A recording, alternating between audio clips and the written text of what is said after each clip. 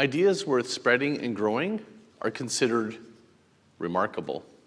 However, the vast majority of ideas are ordinary and, quite frankly, unremarkable. As such, they require advertising and marketing and the attention industrial complex like social media to share and grow. Why? Because advertising and marketing is tax you pay for being unremarkable. It's true. For over 30 years, I've been working with and studying these remarkable brands. And what I found is these remarkable brands with remarkable ideas, they change everything. They get off this industrial complex, and what they do is they get off the marketing merry-go-round and they achieve sustainable growth. And even a more select few, those ones that actually go out to make, they're called impact brands, that go out and change humanity, well, they grow exponentially like a groundswell. It's like this. Remarkable brands start with remarkable ideas. And remarkable ideas start with remarkable humans. And every single human here is remarkable. If that's the case, then the epicenter of remarkable is soulful intelligence, not artificial so-called intelligence. Artificial intelligence, it can't pick up on nuances like cultural context, or it can't pick up on comedic timing.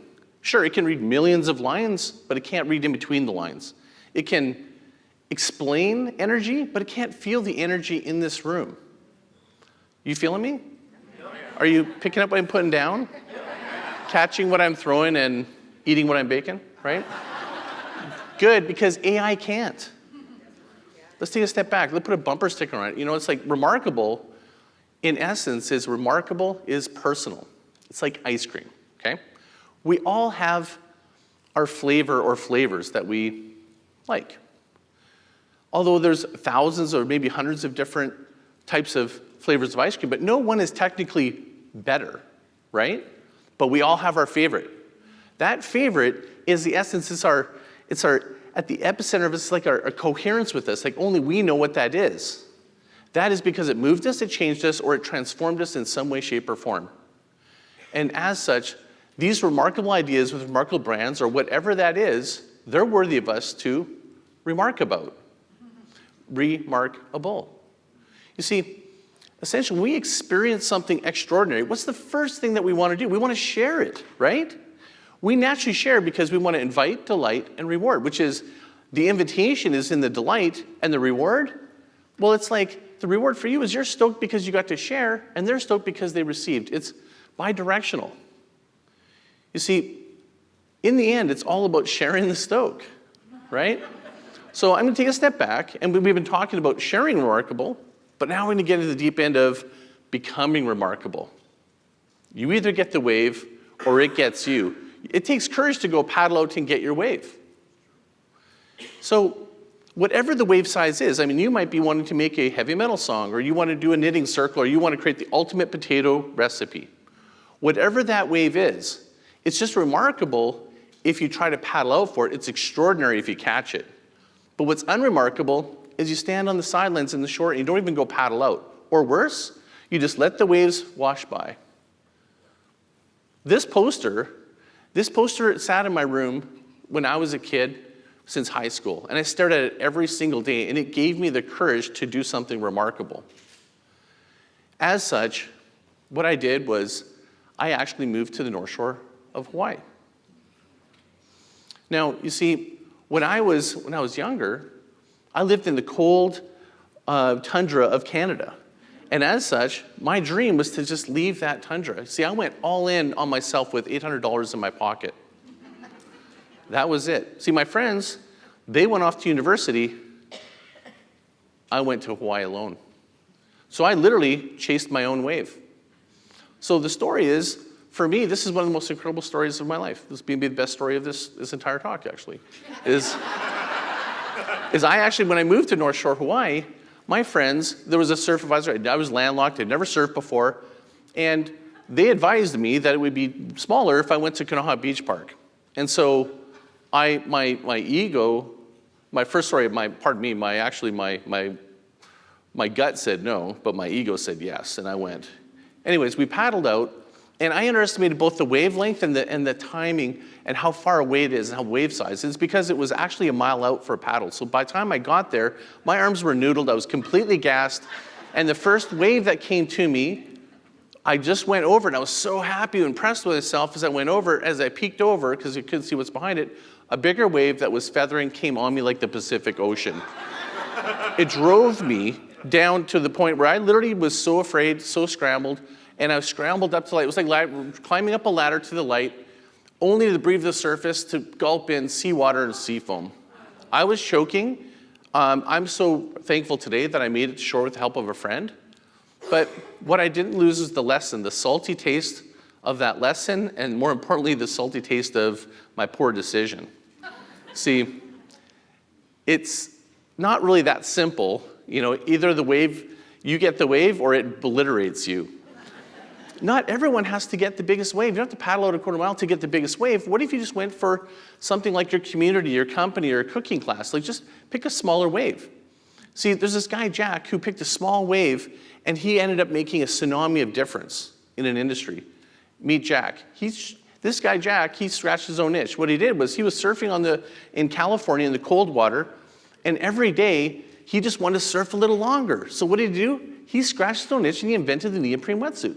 By solving his own problem, he ended up solving a whole industry, which now has actually affected multiple industries.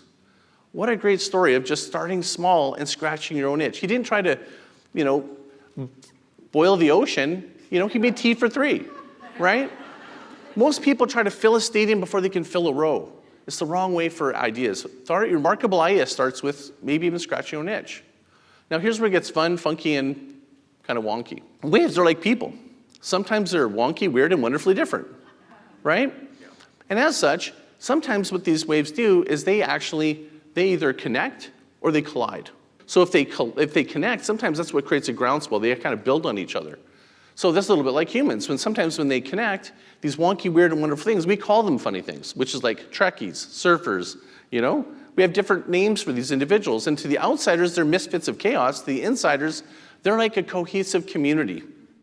So what is it that they're on? They're on the same wavelength, okay? So what happens if you're on the opposite wavelength? Totally not on the same wavelength. So just bear with me, we're gonna do an experiment right now. This half of the room, right down the middle, you guys are all into heavy metal and rock and roll and young and noisy people. Just give me some sound.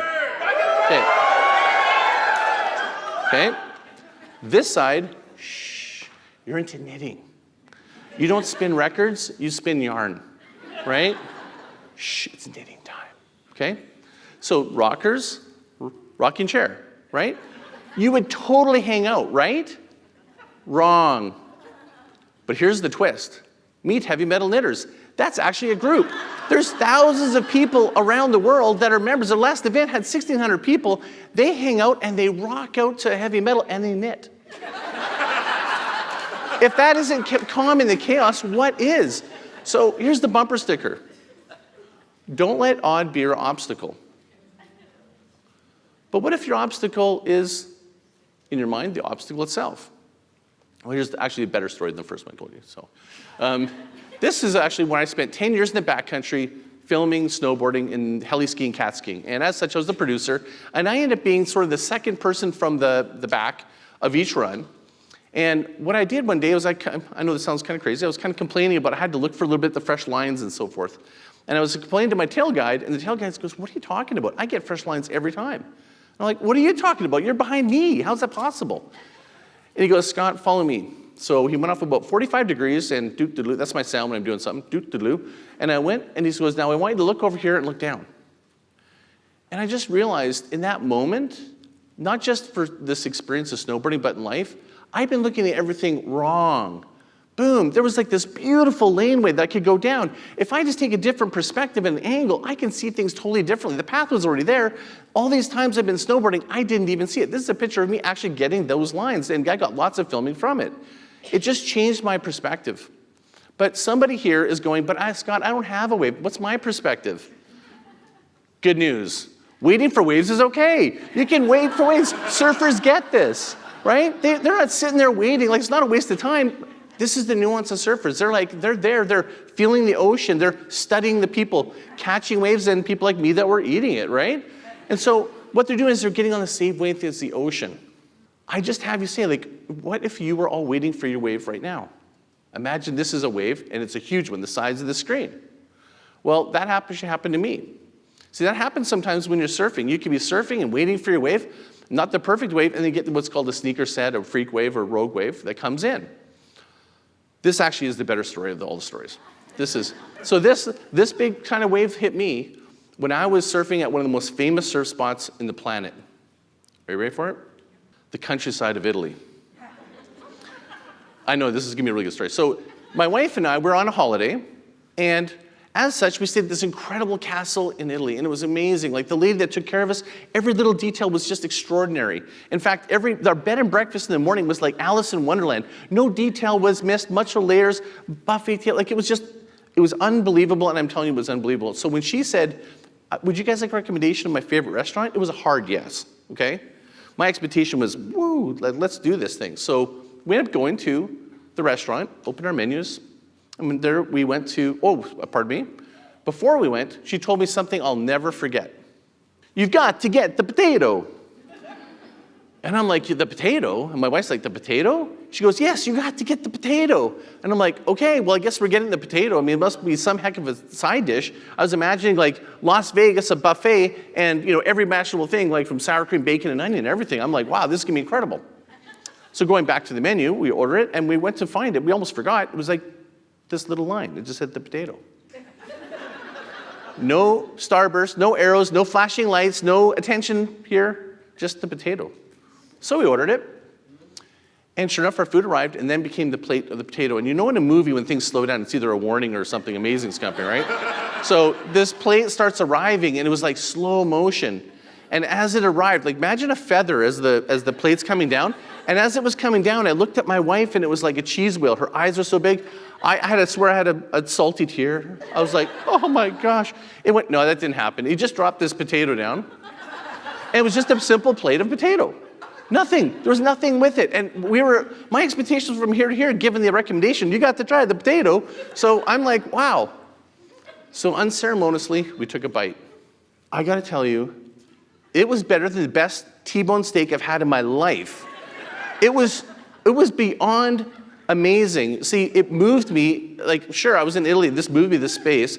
It didn't just change me like some of the other Italian dishes. This transformed whatever I thought a potato could be. It just shows that it's just that simple to be remarkable. You don't have to be better, just be different. You don't have to be the best, just be remarkable. You see, it starts with just being an audience of one, or maybe scratching your own itch. Paddle out and get your wave. It's simple. You get the wave or it gets you. You paddle and get your wave, or paddle into your ideas. It's just simply that. It's remarkably that simple. Thank you.